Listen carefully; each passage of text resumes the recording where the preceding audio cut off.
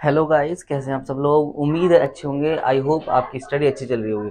मैं गाइस आपके लिए लेकर आ चुका हूँ न्यू वीडियो। इसमें हम पढ़ेंगे आज अकाउंट्स अकाउंट्स का चैप्टर 2।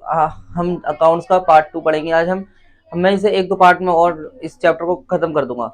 ओके, हमने जो उसके प्रिंसिपल्स पढ़े थे कुछ, अब हम उन्हें अच्छी तरह डिटेल में जानते हैं। अगर आपने पहले वाली वीडियो नहीं देखी तो आप मैंने लिंक डिस्क्रिप्शन में दिया है, आप वहां से जाके देख सकते हैं। Okay, without wasting any time video start करते हैं। तो आज जो हम पढ़ने वाले हैं मेनली हम पढ़ेंगे अकाउंटिंग कॉन्सेप्ट और अजम्पशन। अब अकाउंटिंग कॉन्सेप्ट जो है और हम इसके अजम्पशंस पढ़ेंगे आज इस वीडियो में। हम इन्हें अच्छी तरह पूरी डिटेल में जानेंगे। ठीक है, सबसे पहले अब देखो इसमें आता है हमारा concept provide foundation of accounting process. अब ये देखो फाउंडेशन प्रोसेस। अब देखो कोई भी बिजनेस है। हम जैसे बिजनेस है हमारा, तो हम उसमें कई सारी चीजें करते हैं। एनालाइजिंग, इंटरप्रेटिंग, समराइजिंग, ये सब चीजें करते हैं हम। इसी प्रोसेस को बोलते हैं हम accounting foundation process, accounting process. कोई भी बिजनेस हो, छोटा हो बड़ा हो, हम जब तक ये चीज नहीं करेंगे तो हम इस चीज को जब तक करते हैं, इसको हम बोलते हैं फाउंडेशन प्रोसेस, अकाउंटिंग प्रोसेस। फिर आता है हमारा it is assumed every enterprise is following these. अब हमें ये मान के चलना पड़ता है कि ये जो हमने हमारा जो अकाउंटिंग प्रोसेस था, ये all are business all are firms ये प्रोसेस यूज करते हैं। ठीक है, हमें ये मान के चलना पड़ता है कि और सारी चीजें जो है एवरी एंटरप्राइज, जितनी भी एंटरप्राइज है, फॉलोइंग दिस, ये वाला कॉन्सेप्ट फॉलो करती है। ठीक है, फिर आते हैं हमारे there are three accounting assumptions. अब ये देखो वेरी वेरी मोस्ट इंपॉर्टेंट है। हमने पहले वीडियो में बताया था, सिर्फ मैंने इसके नाम बता दिए थे। आज हम इन्हें अच्छी तरह डिटेल में जानेंगे। तो ये क्या कहते हैं। तो सबसे पहले आता है हमारा going concern assumption. Going concern assumption going concern assumption ही कहता है business will continue for long period of time. अब देखो बिजनेस कंसर्न अजम्पशन ये कहता है कि हमारा जो बिजनेस है, हमारा शॉर्ट टाइम के लिए नहीं है। हमारा बिजनेस जो है वो लॉन्ग टाइम के लिए है। हमारा बिजनेस जल्दी से नहीं खत्म होगा। अब ये देखो हमें ये मान के चलना पड़ता है कि हमारा बिजनेस लॉन्ग टाइम तक चलेगा, छोटे मोटे टाइम तक नहीं चलेगा। अब जैसे देखो, अब कि बड़ी बड़ी कंपनी वगैरह बिजनेस से लोन लेती हैं। जैसे बड़ी बड़ी कंपनी जो है वो बैंक से लोन लेती हैं। अब बैंक 10 साल, 20 साल, 15 साल, ऐसे ऐसे बिजनेस से लोन लेती हैं। अब देखो लॉन्ग टाइम तक के लिए 10 साल, 20 साल, 15 साल ऐसे ऐसे लोन लेती हैं। अब बैंक को थोड़ी पता होता है कि इनका बिजनेस खत्म हो जाएगा। तो हमारा जो अकाउंटिंग का देखो गोइंग कंसर्न यही कहता है कि बिजनेस हमारा लॉन्ग टाइम तक चलेगा, शॉर्ट टाइम तक नहीं चलेगा।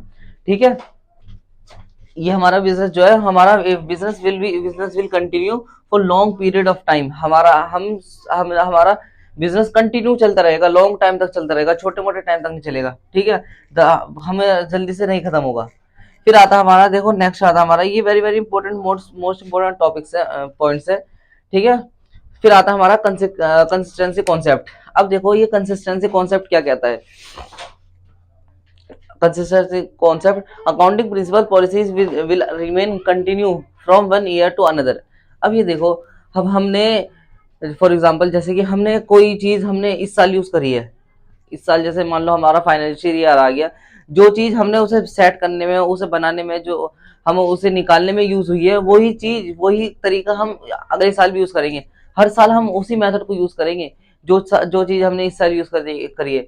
हमारा जो है कंसिस्टेंसी कॉन्सेप्ट यही कहता है कि जो मेथड हम इस साल यूज करेंगे, वही मेथड हम अगले साल यूज करेंगे। हम हर साल यूज करेंगे वही मेथड।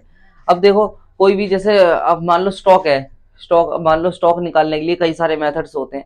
तो जो हमने मेथड्स उस टाइम यूज करा है निकालने के लिए, वही मेथड्स हम हर साल यूज करेंगे, हर बार वही मेथड यूज करेंगे। Okay,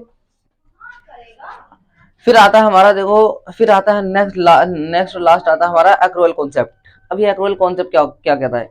revenue is recorded when sales are made. अब देखो, अब मान लो हमने हमारे शॉप पे हमने सामान दिया है किसी को।